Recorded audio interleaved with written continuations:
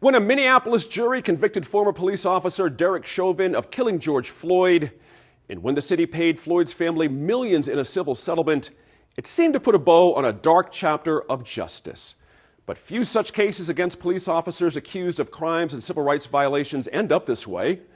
In New Mexico, the Floyd murder formed a basis for a new law that changes how police officers can be held accountable for crimes committed on the job.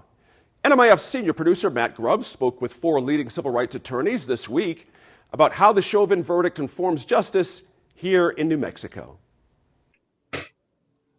The death of George Floyd forced a national conversation about the use of force by police. That conversation is one New Mexico has been having for quite some time, though. Law enforcement here shoots people dead at rates often higher than anywhere else in the nation. Accountability for those shootings often happens not in a criminal trial or oversight hearing, but in a civil case. We are joined by a virtual all-star panel of local civil rights attorneys, Frances Carpenter, Carolyn Nichols, and Laura Schauer-Ives. Thanks so much for joining us. I'll get right to the first question. For New Mexico, is the real impact of what happened in Minneapolis George Floyd's death or Derek Chauvin's conviction? Frances, do you want to start? I think it was both.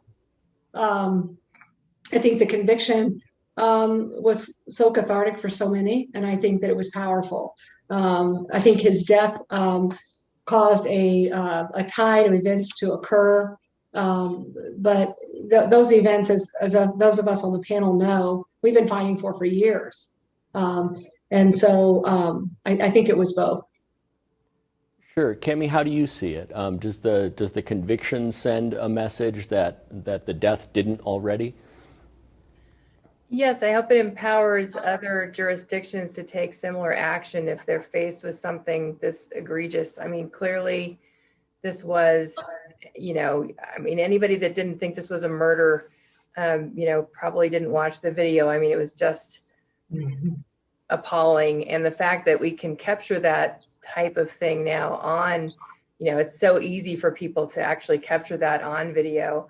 I hope that in the future, when prosecutors review these cases, that they take seriously their obligations to treat police officers as, any other human being in a circumstance where they've taken a life, and decide whether justice demands that they take that person to trial and charge them criminally. And they did a really excellent job in this case. I was impressed with the prosecution. I was terrified that there wouldn't be a conviction and what that would mean for our country if there wasn't, because they did do an excellent job. They clearly took this seriously, and they were out for justice, and they ended up getting justice, I think. Laura, that exposure, kind of the live coverage of the trial itself, wall-to-wall coverage on media networks, what does the conviction and that kind of exposure signal to either, as Cami said, agencies or perhaps potential jurors who see this sort of thing?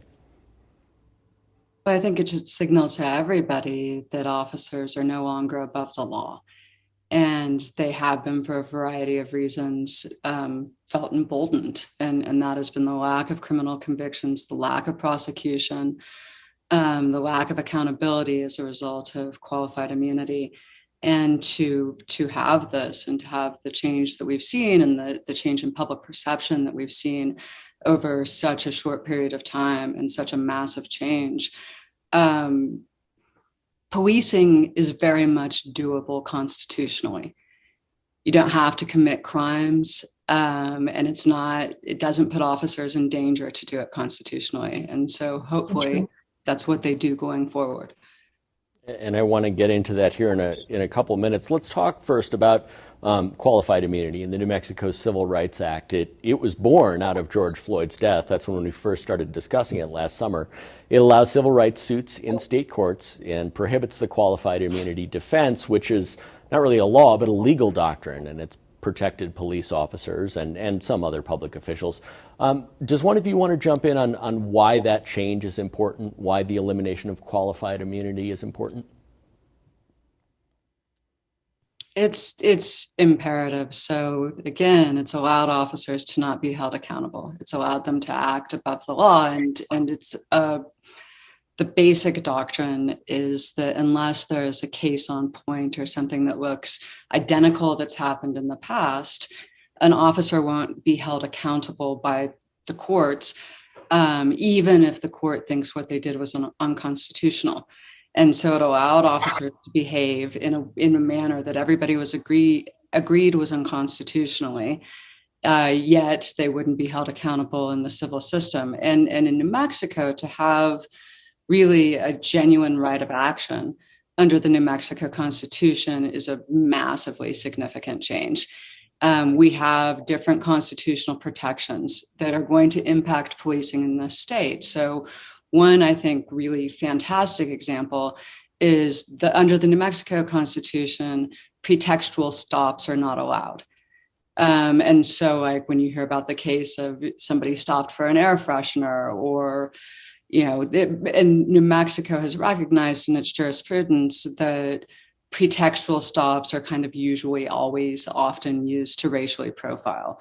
And so that now there's a right of action, and that can actually be litigated on behalf of somebody, that too will change policing.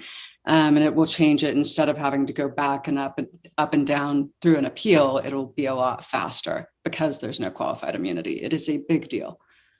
Cami, how is that different from pursuing a civil rights action in federal court? So it's different in the sense that this is going to allow people to bring cases that otherwise would have been very difficult to bring, because, as I'm sure all of these attorneys can attest, it's difficult to make a living practicing civil rights law.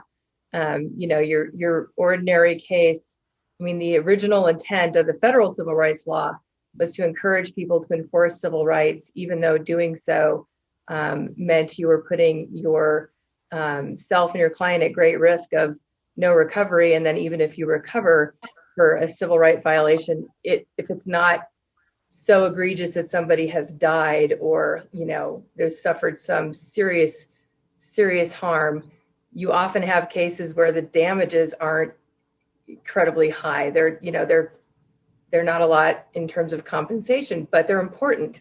The idea was that enforcing civil rights is important and is going to lead to a better, more just society.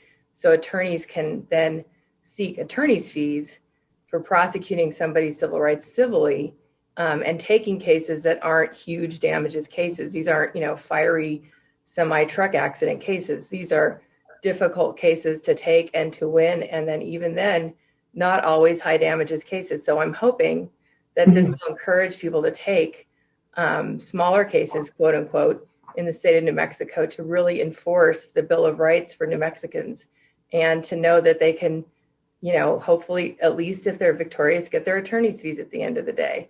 And that's a huge difference when Francis or Laura or I all started practicing law, and we're running the risk in federal court of getting thrown out on qualified immunity because we didn't have an exact fact pattern, and then never recovering any attorney's fees, never being able to get justice for our clients. And it was, it's become very difficult to get a case all the way through federal court. And I'm hoping that this is going to make the path to enforce New Mexican civil rights much more something that more people feel that they can risk taking on. Francis, how does that, I think you were going to jump in there anyway, but how does that $2 million cap on awards impact things? I mean, listen, concessions had to be made. I mean, at the end of the day, what was important is that there's public interest in giving force to the laws that we already have. Okay, we've had a constitution in New Mexico, now for over 100 years. Why don't we have a right of action with regard to that constitution? Okay, now House Bill 4 applies to the Bill of Rights, but still, I mean, when you look at legislation, that's what's having to happen now because of qualified immunity. There's a public interest, and the public has spoken. I mean, the public said, we are going to, and we're going to have we've had these rights, but we have no private right of action to bring forward and get justice for the violation of these rights. And that's what House Bill 4 does. There had to be some concessions made. All of us that are on this call worked hard in making concessions, giving and taking. That's the business of legislation. And at the end of the day, I'm not happy about a cap. I don't think there should be a cap. But I think that I think it was a fair concession, and I think it was something that needed to be made at the end of the day. But I want to just chime in on something that both Laura and Cammie made a point to mention, and that's that, qualified immunity is an affirmative defense. And when 1983 and the Civil Rights Act was originally, put in place, it was to vindicate those violations of constitutional rights. The federal Constitution is a floor.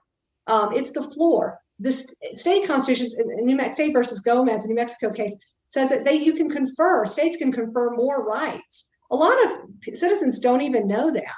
But what was shocking to me is when I was speaking to people about House Bill 4, they couldn't believe that we didn't even have, this was the first time here, it's 2021, and we have a Civil Rights Act for the first time. That's mind-blowing to me, but that's what's going to happen going forward when communities are speaking out now, and they're speaking out with legislation. And this, as I said earlier, this is, George Floyd's death created an amazing wave that can't be ignored. And that wave are the voices of these people that for years were shot down by qualified immunity, which was never the intention of this law. And so that's what's going to keep happening if, across the country. And I think we see that now this is the public speaking. Sure. Laura, cities and counties were pretty vocal about the potential cost of this. Francis mentioned that it was a compromise to get this cap in there. You pointed out, I think it was on social media, that there's a cost on the other side, a cost to not having a clear path to accountability. Can you explain that?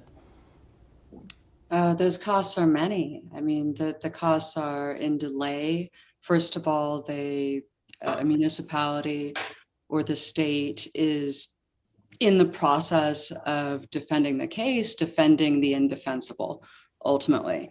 There's a cost in training because training, law enforcement teaches to the cases and not necessarily to the best practices under the Constitution.